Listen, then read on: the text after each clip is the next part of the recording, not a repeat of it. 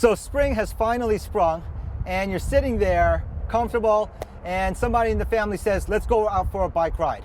And someone else says, get that bike rack onto the car so we can transport our bikes for a bike ride. And you're thinking to yourself, how do I get this thing onto the car again? Let me show you how. So the first hitch rack we're going to install is the Vertex rack from Thule. We're gonna do the Apex next, but the Vertex is a great seller for us, pretty straightforward. You have the rack, and you're gonna need a couple of tools. Well, first of all, you need this bolt that came with your rack. This thing comes, there's 3 pieces to it. The bolt, the split washer, and then just a regular flat washer. The split washer goes in first, then the flat washer.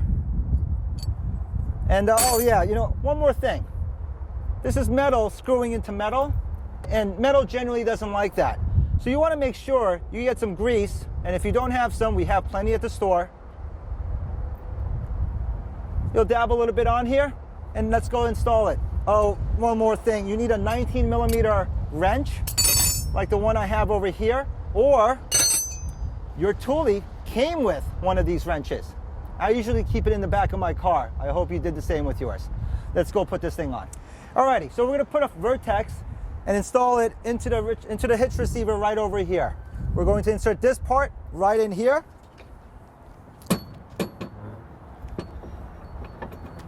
We're gonna insert it until the 2 holes line up on this side.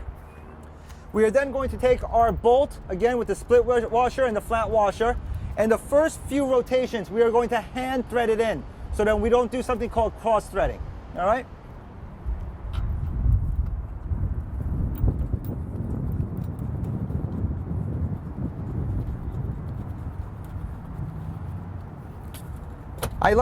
Towards the end, I like to jiggle the rack a little bit side to side to try to get as many rotations in as possible, because sometimes it's just not, 100% centered there. Good, it's fairly tight. I will now take my Thule tool here and do the last few rotations, get it really nice and snug. Good, nice and solid. That's the Vertex. Now, let's do the Apex. You'll see why it is a little bit more expensive, but you're gonna see it may be worth it. All right, so let's do that one next. We have the Apex here. Slightly nicer rack. Primary reason, there's a tool-less installation system here, so no need for a wrench. You'll insert this into the receiver. This hooking part, you'll put it in the open position. You will make sure that the key here is unlocked, and you will then insert it. Put that hooking system, put that latch in right there, nice and snug. And as far as you're concerned, the rest is pretty much done. You just turn this righty-tighty, lefty-loosey.